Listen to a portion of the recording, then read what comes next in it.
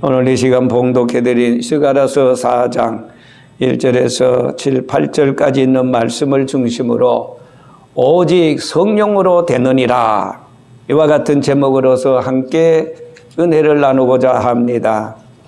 오늘 천사가 선지자에게 5번째 한상을 지금 보여주고 있습니다.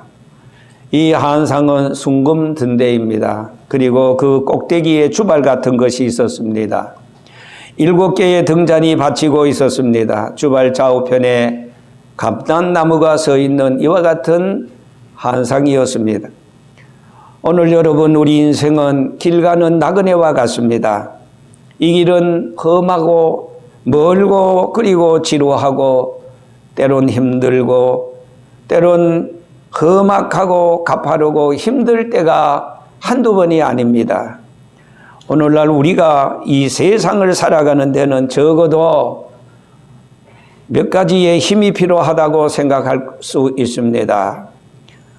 첫째로 건강의 힘이 있어야 합니다. 이걸 몸체자 체력이라고 말합니다. 또 이 세상을 살아가는데 배워야 산다. 지식의 힘이라는 것이 있습니다.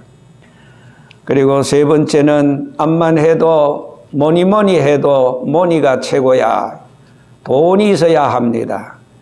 재물이 힘입니다.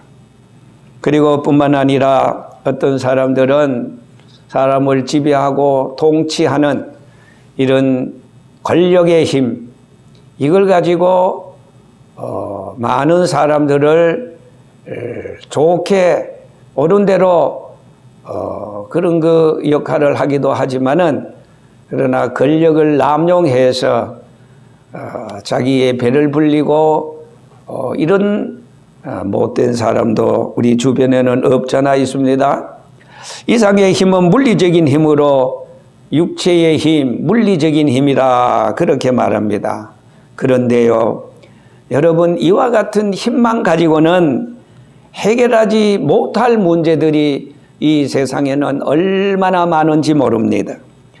오늘 본문 스가랴 4장 1절에서 7절, 8절까지 나오는 이 말씀은 주전 336년에 바사왕 고레스가 유대인을 석방할 때 고국의 기한에서 느부갓네살이 약탈하여 가져갔던 그 성전 기병을 찾아가지고 5만 명의 백성을 인도하고, 그리고 고국에 기한하여 무너졌던 성전을 다시 재건합니다. 성곽을 건축하고, 그래서 하나님께서 영적 지도자인 이 스룹바벨에게 이상 중에 보여주시고 들려주셨던 말씀인 것입니다. 여기에 스룹바벨은 원래 바벨론에서 난 사람이라 이와 같은 뜻이 있는데요, 이 스룹바벨은 다윗의 자손, 그 보디야의 아들이었습니다. 그리고 여호야긴 왕의 손자이기도 했습니다. 어쨌든 하나님께서 이 스룹바벨을 통해서 오늘 여기 한상 중에 보여주고 있는 이 말씀인데, 자, 오늘 본문 6절에 보세요. 여호와께서 스룹바벨에게 말씀하여 이르시기를, 중요한 말씀이 나옵니다. 2가지입니다. 이는 힘으로도 되지 아니하고, 두 번째, 능으로도 되지 아니하고, 그런데 여기 보니까 오직 성령으로, 오직 나의 신으로 된다, 그렇게 말씀해 주었습니다.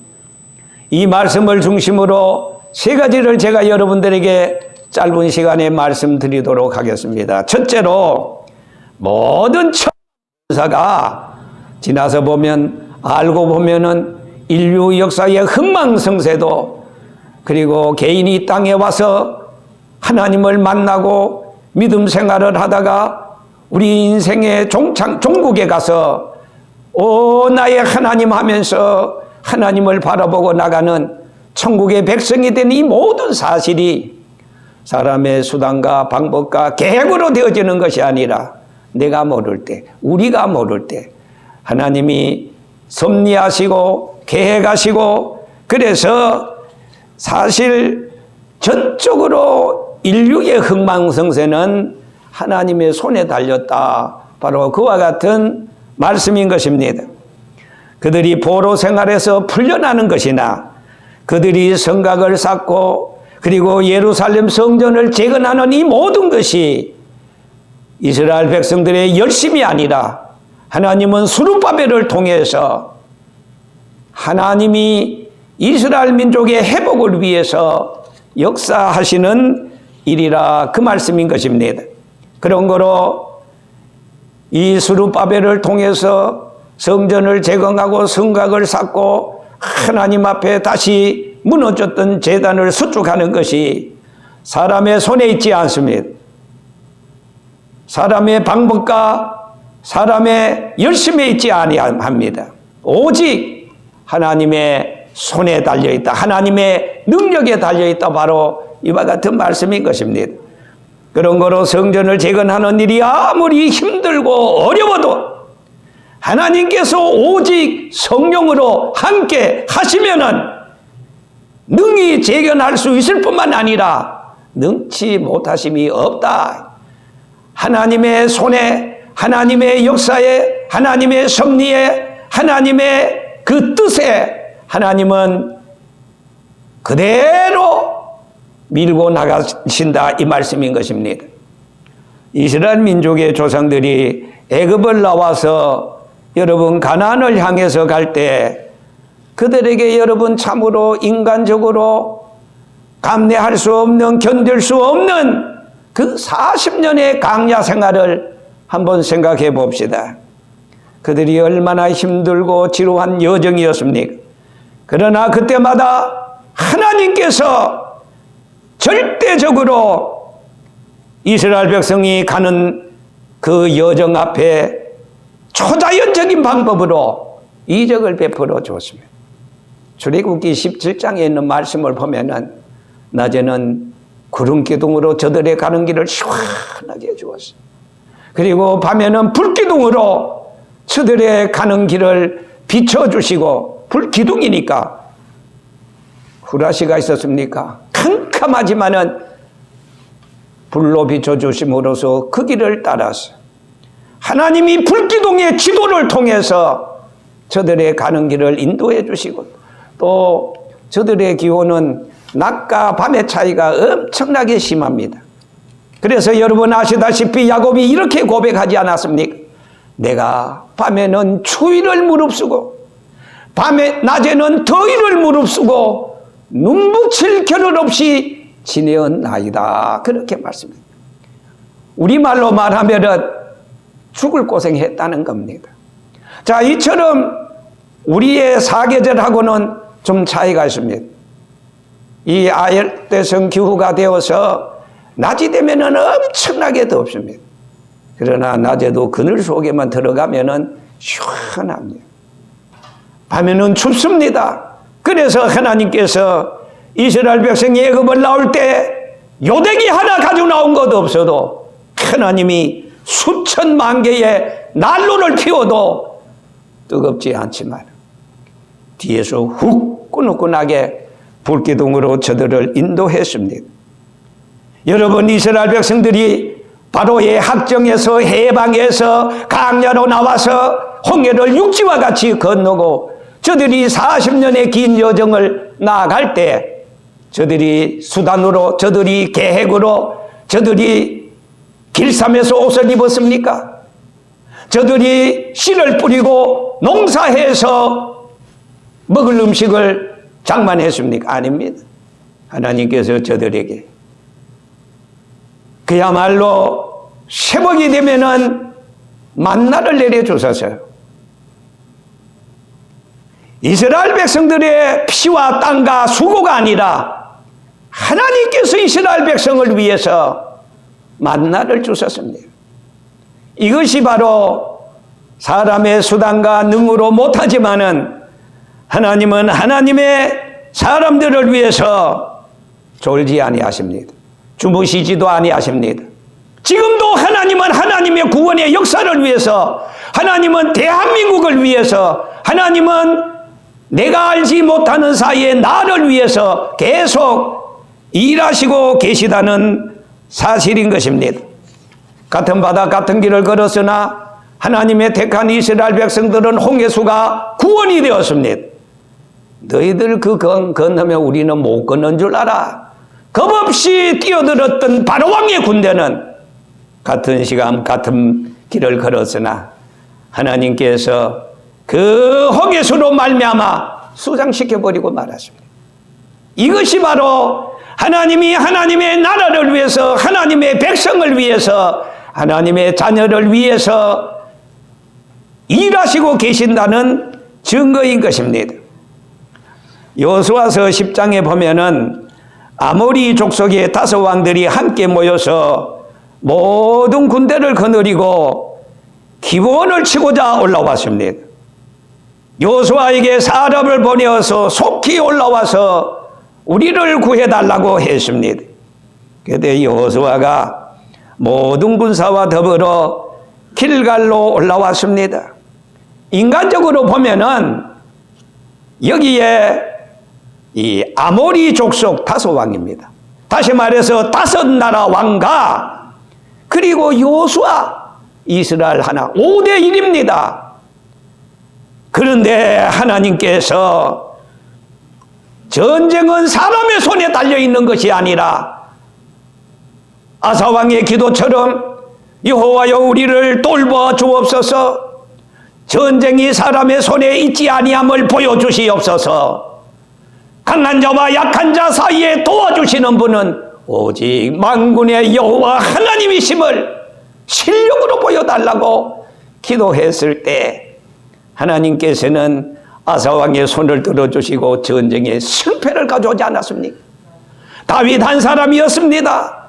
하지만은 골리앗 장군 앞에 담대히 나아가 이 하나님 모르는 골리앗이 감히 이스라엘 백성을 넘볼 수 있겠느냐 하면서 개울가로 내려가서 물맷돌 하나를 가지고 그대로 만군의 여호와의 이름으로 나간다 하면서 발맷돌을 던졌을 때 그 골리앗의 이마에 그냥 정통으로 맞아가지고 내진탕으로 그냥 앞으로 쓰러졌어요.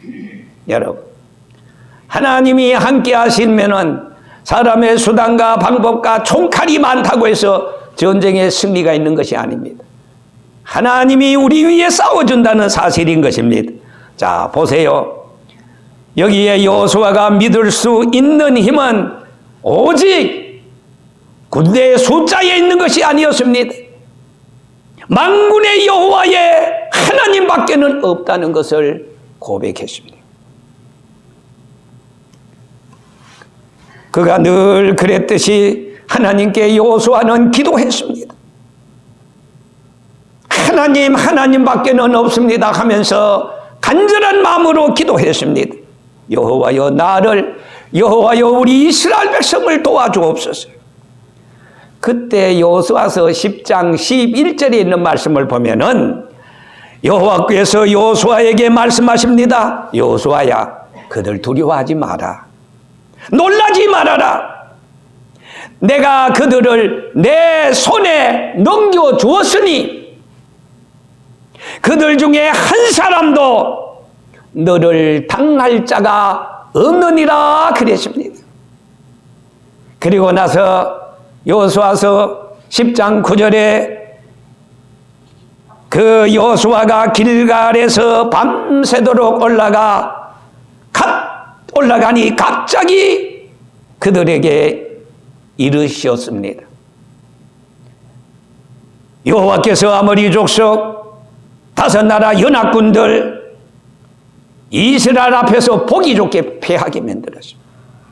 도망가는 그들에게 하늘에서부터 우박이, 근데 중수가 한 달란트나 우박이 막 떨어졌어요.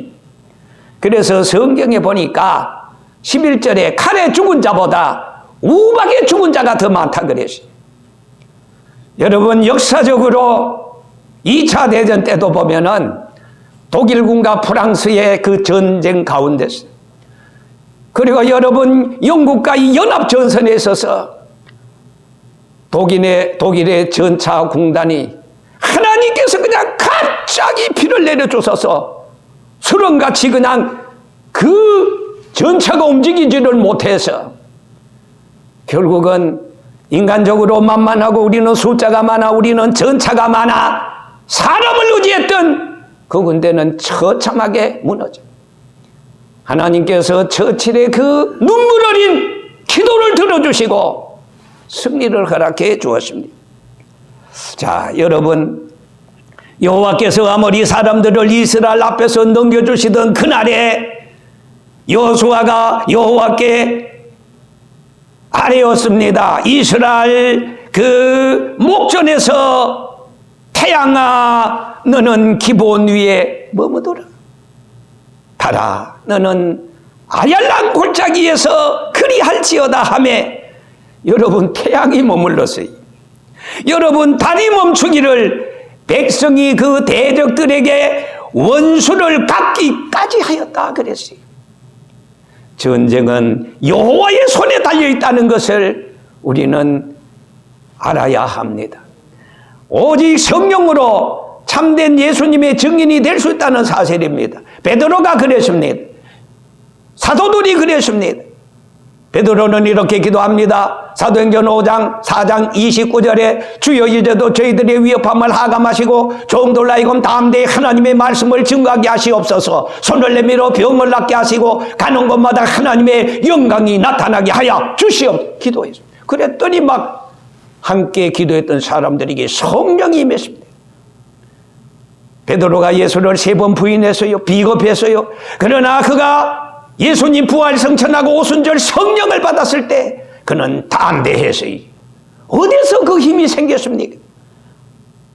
베드로의 용기가 아닙니다. 지식이 아닙니다. 권력이 아닙니다. 하나님이 베드로를 도와주시고 역사해 주셨어요. 사도행전 3장 1절에 보니까 안증뱅이가 무엇을 얻을까 싶어서 베드로를 향해서 쳐다보고 있었어요. 날 때부터 안증뱅이. 베드로가 말했어요. 은과 금은 내게 없거니와 내게 있는 게 있어. 곧 나사렛 예수 그리스도의 이름으로 명하노니 일어나라 하고 그 안증뱅이의 손을 잡아 일으키니 평생 태어나서 걸어보지도 못했던 그 안증뱅이 벌떡 일어나더니만은 뛰기도 하고 걷기도 하고 많은 사람들이 그 광경을 보고 이야 오늘 하나님이 우리 가운데 나타났구나. 아주 그냥 베드로를 높였어요. 그때 베드로가 그 소리를 듣고 맞아 나 같은 능력 처음 봤지 하면서 그 영광을 베드로가 가로챈 것이 아니라 너희들이 어찌하여 베드로의 내 능력과 내 힘으로 내 수단으로 이 안증뱅이를 걷게 하는 줄 아느냐. 이 안증뱅이를 일으킨 것은 바로 천지와 만물을 창조하신 여호와 하나님이다 하면서 예수 그리스도의 이름이 이 안증뱅이를 낫게 했다고 예수님 앞에 영광을 돌리고 하나님의 주시는 그 영광을 하나님 앞에 돌렸다는 사실인 것입니다. 여러분 오직 성령으로 참된 예수 그리스도의 증인이 될 수 있다는 사실에 우리는 주목해야 됩니다. 그가 옥중에 갇혀 있었을 때 그러나 하나님께서는 천사를 보내주어서 마치 이것은 사도행전 16장에 나오는 23절에 바울 사도와 거의 비슷합니다. 옥에 갇혔을 때 하나님께서는 천사를 통해서 지인을 통해서 옥토가 움직이고 그들을 꽁꽁 묶었던 쇠사슬이 풀어지고 천사가 검이여 따라와. 따라가니까 꿈인가 생신가 아침 공기를 마시고 이야 하나님이 나를 참으로 저들의 기대에서 헤롯의 기대에서 벗어나게 하셨다. 그러면서 베드로를 위해서 기도하고 있는 그 제자들이 모이는 거기에 대문을 두드렸어요.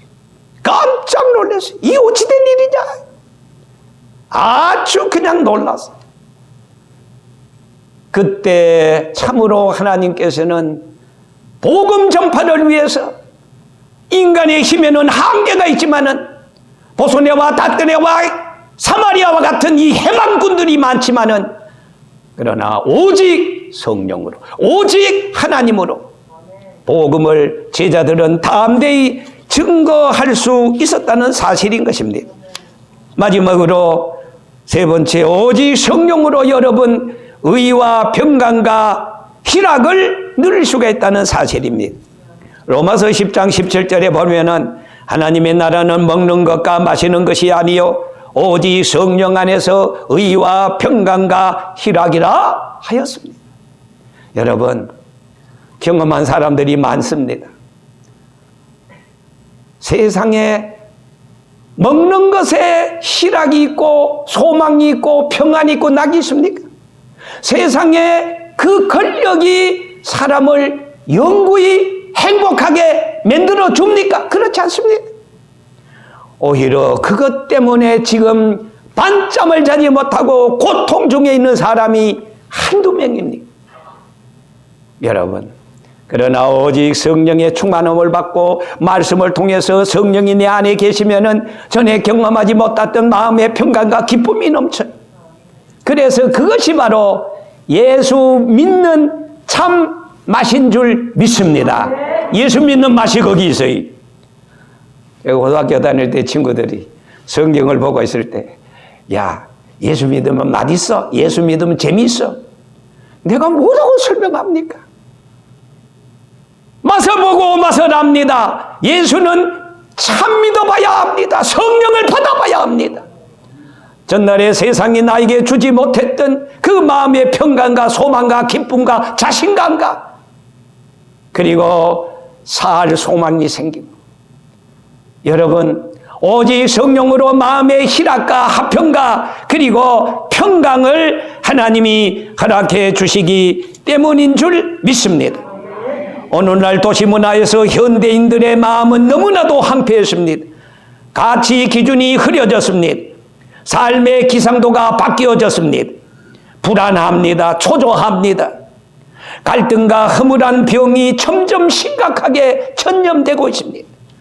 죄로 더러워진 마음속에 뭉쳐진 고민, 마음, 괴로움, 있는 자와 없는 자 사이에서 오는 그 소외감, 그 고독함, 허무함, 병약한 육체를 슬퍼하는 절망과 포기, 이러한 현대인들의 병이 오직 성령으로 치료받고 오직 성령으로 마음의 평강과 기쁨과 소망을 다시 얻을 수 있고 회복할 수 있다는 사실입니다. 오직 성령으로 구속하신 주님만이 내 인생의 금세 내세의 해결자로 절대자로 내 전체를 압도하고 예수 믿는 참된 맛을 경험하기 위해서 오직 성령으로 되느니라. 오직 성령으로 내 앞에 버티고 있는 질병의 살이 있습니까? 근심 걱정의 살이 있습니까? 하나님의 수단으로 하나님의 방법으로 와르르 무너져서 큰 산은 평지가 되고 항무지에는 꽃이 피고 우리의 가는 길에는 주님이 항상 응원해 주실 줄 믿습니다.